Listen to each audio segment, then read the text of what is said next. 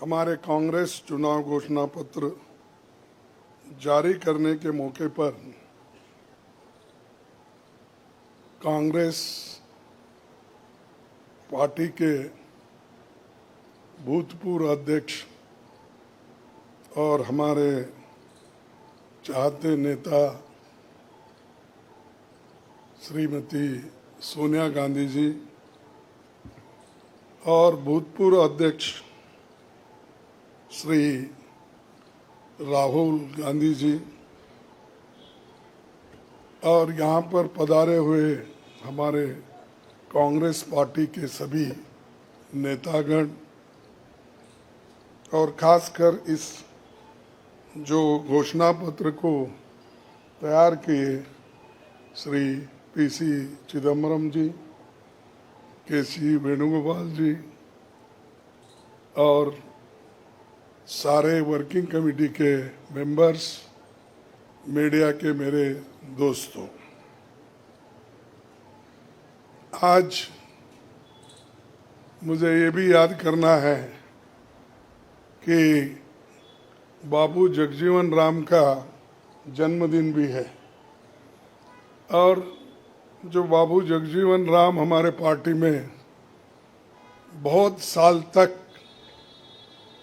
1947 से लेकर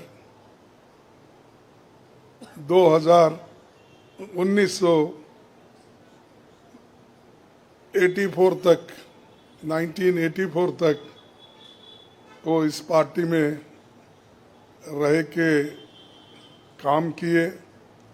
फिर जो कुछ उनका कंट्रीब्यूशन था ये बड़ा कंट्रीब्यूशन मिनिस्ट्री में उन्होंने किया। ऐसे दिन आज हम ये घोषणा पत्र गरीबों के लिए हम अर्पित कर रहे हैं। आज भारतीय राष्ट्रीय कांग्रेस के 2024 के लोकसभा चुनाव का घोषणा पत्र जारी किया जा रहा है। इस मौके पर मैं आप सभी का स्वागत करते हुए 22 दिसंबर 2023 को जो चिदम्बरम जी की अध्यक्षता में 16 सदस्यीय कांग्रेस मैनिफेस्टो कमेटी बनी थी और 19 मार्च को CWC ने इसे मंजूरी दी थी। व्यापक जनभागीदारी और संपर्क के बाद हमारा घोषणा पत्र बना है। इसके लिए वेबसाइट आवाज भारत की बनी, जिस पर भी काफ़ी सुझाव मिले। हमारा ये घोषणा पत्र देश के राजनीतिक इतिहास में न्याय के दस्तावेज के रूप में याद किया जाएगा। राहुल जी के नेतृत्व में चली भारत जोड़ो न्याय यात्रा में 5 पिलर्स पर ध्यान केंद्रित किया गया था। यात्रा के दौरान युवा न्याय, किसान न्याय, नारी न्याय, श्रमिक न्याय और हिस्सेदारी न्याय की घोषणा की गई थी। जहाँ कहीं भी हम गए इन न्याय की बात हमने करी थी और इसकी गारंटी भी हमने दी है। इन 5 पिलर्स में से 25 गारंटी निकलते हैं। हर 25 गारंटी ने किसी ना किसी को लाभ मिलने का इसके अंतर्गत यहाँ पर हमारे मैनिफेस्टो में भी है और इसके लिए जो हम पहले से ही करते हुए आए हैं वो भी हमने इसका उल्लेख किया है। मैं कुछ बातें आपके सामने रखना चाहता हूं। खासकर युवा न्याय के तहत हर शिक्षित युवा की पहली नौकरी अप्रेंटिसशिप के साथ पक्की हो जाए, ऐसी एक गारंटी हम दे रहे हैं और उसके लिए हम 1 लाख रुपए उसके लिए हम एक अप्रेंटिसशिप कोर्स करने वालों को खर्च करेंगे और इससे ये फायदा होगा, किसी ना किसी जगह उसको पक्की नौकरी मिलेगी, क्योंकि ये स्किल डेवलपमेंट के तहत और बहुत से इंडस्ट्रीज में इनको काम मिलेगा। नारी न्याय के तहत गरीब परिवार की महिला को सालाना 1 लाख की मदद देंगे। कोई तालियां नहीं बजा रहे, क्या बात है?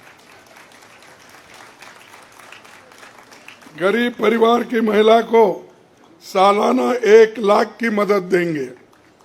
और किसान न्याय के तहत किसानों की कर्ज माफी और एमएसपी कानून की गारंटी भी हम देंगे। और श्रमिक न्याय, इसके तहत मनरेगा में भी 400 रुपये, ये न्यूनतम कम से कम 400 रुपये मजदूरी दिया जाएगा।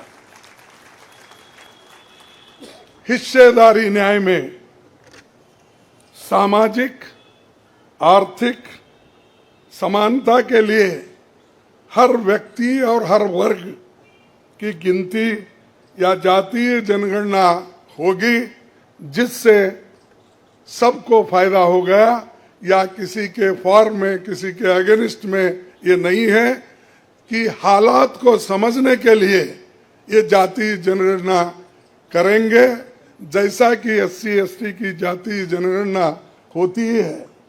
और वैसा ही जो पिछड़े लोग हैं और भी ये अपर कास्ट में भी गरीब लोग हैं, सबकी हालत क्या है यह जानने के लिए हम जातीय जनगणना कराएंगे और इसका फायदा हर वर्ग को मिलेगा। हमारे घोषणा पत्र में संवैधानिक न्याय, कॉन्स्टिट्यूशनल जस्टिस खंड में लोकतंत्र बचाओ, भय से मुक्ति से लेकर मीडिया, न्यायपालिका आजादी, भ्रष्टाचार के खिलाफ मुहिम जैसे मुद्दे, कला संस्कृति जैसे विषय भी है। आर्थिक न्याय, इकोनॉमिक जस्टिस खंड में आर्थिक नीतियों, बेरोजगारी, टैक्सेशन और टैक्स रिफॉर्म्स, ये सारी चीजें उसमें हम लाएंगे। इंडस्ट्री और इंफ्रास्ट्रक्चर पर ठोस काम हम करेंगे। राज्य न्याय, जस्टिस फॉर द स्टेट्स में संघीय विकास, पूर्वोत्तर भारत पर रोशनी हम डाले हैं। और जहां कहीं भी फेडरल स्ट्रक्चर को धोखा होगा, हम उस वक्त अपनी आवाज उनके साथ भी उठाएंगे, और जब हमारी गवर्नमेंट आएगी तो उनको बराबरी का हिस्सा देंगे, और ताकि वो पैसे के लिए तरस न हो, चाहे वो ड्रॉट हो, फ्लड हो, डिसास्टर्स हो। इसके लिए नेचुरल डिसास्टर, इन सब के लिए फेडरल गवर्नमेंट को कानून के तहत जो मदद मिलना चाहिए वो हम जरूर उनको दिलाएंगे। उसी के साथ देश की प्रतीक्षा और आंतरिक सुरक्षा के महत्व को ध्यान में रखकर रक्षा न्याय की भी खंड है, जिसमें विदेश नीति भी है। और विदेश नीति हमारी अब तक सफल हुई है, और उसी नीति पे अगर ये लोग काम करते थे और ठीक ढंग से चलते थे, और बहुत से मुश्किल हमको आज जो आ रहे हैं वो कभी नहीं आते थे। तो इसीलिए हम अपना रक्षा न्याय का देश की रक्षा के लिए पूरा हम काम करेंगे। आखिरी एक महत्व का बिंदु पर्यावरण न्याय भी देंगे। आप सभी से मैं अनुरोध करूंगा कि घोषणा पत्र को बारीकी से देखें, परखे, इसमें आपको भविष्य के भारत की शानदार नया तस्वीर दिखेगा, और इसके लिए आप ठीक ढंग से आप काम कर सकते हो। आजादी के बाद 1951-52 में चुनावों से राजनीतिक दल घोषणा पत्र जारी करते समय बहुत से दावे करते हैं लोग, पर कांग्रेस हमेशा जमीनी हकीकत पर चलती है। 1951 में पंडित जवाहरलाल नेहरू के नेतृत्व में हमारा जो घोषणा पत्र जारी हुआ उसका नाम था व्हाट कांग्रेस स्टैंड्स फॉर। उसका नाम था व्हाट कांग्रेस स्टैंड्स फॉर। पहले घोषणा पत्र को लेकर ये टिप्पणी की गई थी, no exaggerated claims were made, no ambitious plans to entice public or deceive the electorate had been placed before them. A realistic view of what was capable of achievement and implementation alone was presented. ये पंडित जवाहरलाल नेहरू जी के ज़माने में घोषणा पत्र दी थी जो realistic है, जो ग्राउंड लेवल पे हम कर सकते हैं, उसी के बारे में उन्होंने बोला था। किसी को फंसाने के लिए नहीं, झूठ बोलने के लिए नहीं, हम जो भी कहते हैं वो करके दिखाते हैं, ये उनका कहना था। और वही आज भी हम कर रहे हैं, जो कर सकते हैं वही हम इसमें घोषणा पत्र में लिखे हैं। और बहुत से हमारे विद्वानों से भी हम बात किए हैं कि इसमें क्या कर सकते क्या नहीं कर सकते, उनके सलाह के मुताबिक ही आज हमने ये सारी चीज़ें आपके सामने रखे हैं। ये हमारा 139 ईयर्स साल का शानदार इतिहास है। ये देश के सामाजिक आर्थिक विकास की गति को बहुत तेज करेगा। किसानों, मजदूरों और महिलाओं, युवाओं, गरीबों, वंचित तबकों के विकास के जो बंद दरवाजे हम खोलेंगे, क्योंकि ये मोदी सरकार में ये सारे दरवाजे गरीबों के लिए, महिलाओं के लिए, युवाओं के लिए बंद है। हम जब सत्ता में आएंगे ये दरवाजे सब हम गरीबों के लिए खोल देंगे, उनका विकास करेंगे, ये हमारी प्रतिज्ञा है। डॉक्टर मोदी जी, डॉक्टर मनमोहन सिंह के नेतृत्व वाली हमारी यूपीए सरकार की बहुत आलोचना करते हैं, लेकिन उस 10 साल में हमने MNREGA, right to education, RTI, खाद्य सुरक्षा, वनाधिकार, भूमि अधिग्रहण कानून और रेहड़ी पटरी वालों की अधिकार समेत कई कदम हमने उठाया है। और उसकी जो कर्ता धर्ता है श्रीमती सोनिया गांधी जी यहाँ पर मौजूद है। उन्होंने बारीकी से इन मनरेगा को और खास करके फूड सिक्योरिटी को बहुत लड़ा, क्योंकि मुझे मालूम है सब चीज़ मैं यहाँ पर नहीं कह सकता कि उन्होंने इतने ये 2-3 प्रोग्राम के लिए बहुत गुस्से में रहते थे। जब तक वो इम्प्लीमेंट नहीं होता तब तक वो खामोश नहीं बैठे और कैबिनेट के लोगों को बोलते रहे थे कि ये क्या हुआ।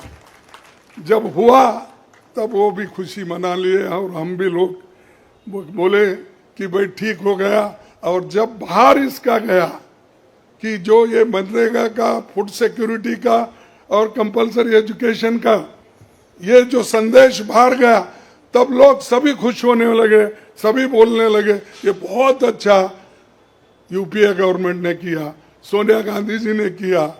ये बात बाहर आ गई। इसीलिए ये हमारा जो पहले से गरीबों के लिए वायदे थे वो हम पूरे करेंगे। मोदी जी 10 सालों में इसके मुकाबले का एक काम भी नहीं कर सके। आप बताइए कौन सी ऐसी बड़ी फैक्ट्री जो एम्प्लॉयमेंट क्रिएट कर सकती है, जो नेहरू जी के जमाने में बने वैसे कोई एक बड़े बड़े काम उन्होंने किया है। जिस देश में एक सुई नहीं बनती थी उस देश में पंडित जवाहरलाल नेहरू, इंदिरा गांधी जी ने रॉकेट बनाकर उड़ाकर दिखाया और बहुत से जो साइंटिफिक योजनाएं थी हमने बनाए। अब मोदी जी के जमाने में तो गालियां देने का छोड़ के दूसरा तो मैं नहीं सुना, और उसके अगर कोई छुपे हुए काम है तो मेरे को बताओ ताकि मैं भी उसकी प्रशंसा करूंगा। लेकिन आज हम गारंटी जो भी दे रहे हैं हम चंद स्टेट में करके दिखाए हैं। हिमाचल में करके दिखाए, कर्नाटक में करके दिखाए, तेलंगाना में करके दिखाए, जहाँ कहीं भी हमारी सरकार है, और राजस्थान में भी हमने कई नई चीजें की, वहाँ भी करके दिखाए। तो ये हम जो कहते हैं, मैं पहले ही कहा, वो हम करते हैं और हम डरते नहीं करने के लिए। हमारा कितना भी नुकसान हो लेकिन गरीबों के लिए हम करते रहते हैं। ये हमारा पहले से कार्यक्रम है। और मैं चंद बातें इस मौके पर, थोड़ी देर हो गई तो क्षमा चाहता हूं, मैं चंद बातें आपके सामने रखना जरूरी समझता हूं। और आज क्या हो रहा है, विपक्षी नेताओं को जेल में बंद किया जा रहा है। चुनाव में सबको समान अवसर नहीं है और कई मुकदमे एक के ऊपर एक, छोटी छोटी, और हमारे पार्टी के ऊपर इतना बड़ा जुल्म किया और इतने हमारे को पेनल्टीज डाले। 3,567 करोड़ रुपए का हमारे ऊपर उन्होंने पेनल्टी डाली। क्या ये लेवल प्लेइंग ग्राउंड है? और ये हमारे ऊपर आज हो रहा, कल मीडिया के ऊपर होगा, मीडिया हाउसेस के ऊपर होगा, सबके ऊपर होगा। तो इसीलिए इसको, इस देश के डेमोक्रेसी को बचाना है, संविधान को बचाना है। इसलिए हम सब लोग, देश के लोग एक होना चाहिए और लड़ना चाहिए। और जो ऑटोक्रेटिक मोदी साहब है उनको हटाना चाहिए। ये मेरा आपसे विनती है। जब तक आप ये काम नहीं करेंगे तब तक हम सिर्फ बातों से नहीं होगा। आप लोग घर घर जाके, और हमारी गारंटी कार्ड जो है, इन गारंटी कार्डों को घर घर तक पहुंचाने का काम हमारे कार्यकर्ता करें। जब तक आप घर घर नहीं जाएंगे, वोटर से नहीं मिलेंगे, कुछ भी होने वाला नहीं है। सिर्फ स्लोगन से या मेरे भाषण से कुछ बदलाव होने वाला नहीं। बदलाव होगा तुम जनता से जब मिलेंगे, घर घर जाएंगे, महिलाओं से मिलेंगे, युवाओं से मिलेंगे, और जितने भी हमारे पेरेंट्स हैं, बड़े हैं, उनसे मिलके, किसानों से मिलके आप लोग काम करेंगे, तभी हम कुछ हासिल कर पाएंगे। तो इसीलिए मैं आपसे विनती करूंगा, ये काम हमारा आप करेंगे और इस ऑटोक्रेटिक सरकार को हटाने के लिए आप काम करते रहेंगे। अब बीजेपी का तो ऐसा है, चंदा दो धंधा लो, चंदा दो धंधा लो, कॉन्ट्रैक्ट लो, पैसे दो। तो उन्होंने काम किया और वो कहते हैं कि भ्रष्टाचार मिटाऊंगा। अरे भाई, 25 लोग हमारे बड़े बड़े नेताओं को आपने लिया और 25 नेताओं में 2 को तो एक पूरा एक्सोनरेट किया और 23 लोगों को फिर उनको भी एक्सोनरेट किया। अरे शाह साहब के वॉशिंग मशीन में इतने लोग जो भी जा रहे हैं क्लीन होके आ रहे हैं, और भ्रष्ट लोग तुम्हारे साथ है, बदनाम हमको कर रहे हैं। मेरे पास तो नहीं है ना, मेरे पास जब तक थे तो आपने बोला वो भ्रष्ट है, फिर आप वो क्लीन कैसा हो गए, प्रामाणिक कैसा हो गए, ठीक कैसा हो गए? तो ये खुद ही इधर डराते हैं, उधर सब चोरों को लेते हैं। तो ये मेरा कहना है। इसीलिए आप इस बात को सोचिए, और हम सालों से गरीबों की सेवा करते हुए आए हैं, आगे भी हम करते रहेंगे। और जितने भी उन्होंने काम किया, मैं यहाँ गिनता नहीं, क्योंकि रेलवे में क्या किया, इन्फ्लेशन का क्या किया, अनएम्प्लॉयमेंट का क्या किया, ये सारे अगर बोलते कहूँ तो आप भी थक जाएंगे। तो इसीलिए मैं ज़्यादा नहीं बोलता, आप सबको मालूम है, और हमारे पूरे इलेक्शन मैनिफेस्टो में वो चीज़ वहाँ पर है। इसीलिए आप तमाम को मैं धन्यवाद अर्पित करता हूँ कि आप ऐसे वक्त जो हमको साथ दे रहे हैं, जिस वक्त लोग डर डर के चंद लोग भाग जा रहे हैं। वो डरने वाले कौन है? जो आदमी कुछ चोरी करता है वही डरता है। जो आदमी ठीक है, अपने उसूलों पे खड़ा है, उसको कोई नहीं डराता। अगर डराएगा तो भी वो उसूलों पे ठहरे हुए लोग डरेंगे नहीं। तो इसीलिए हम लोग डरने वाले नहीं। हमारे नेता श्रीमती सोनिया गांधी जी, राहुल गांधी जी, डर उनमें नहीं है, और डर का नाम भी नहीं है, और डर ये शब्द उनके पास नजदीक आता नहीं। वो डर सिर्फ मोदी को है, क्योंकि वो हमारे लोगों को ले लेके 400 पार बोलते फिर रहा है। अरे मणिपुर जैसे एरिया में नहीं जा सके, देश में विदेश में 14 फेरियां लगाए, देश में इलेक्शन का प्रचार सरकारी फंड से किया गया, सरकारी वैन से किया गया, लेकिन मणिपुर वो देखे नहीं। क्यों नहीं गए भाई? आपकी तो 56 इंच की छाती है, आपको डर कुछ भी नहीं है। हाँ, आप जा सकते हैं, लेकिन वहां हमारे नेता राहुल गांधी जी जा सकते हैं लोगों के साथ, आप क्यों नहीं जा सकते? क्योंकि आपको डर है, और डरने वाला आदमी देश की भलाई कभी नहीं करता। बाय चांस आया, अब आगे लोग उसको देखेंगे, और आप भी मजबूती के साथ हमारे साथ खड़े होंगे। इतना ही कहते हुए मेरे 4 शब्द को समाप्त करता हूं। जय हिंद।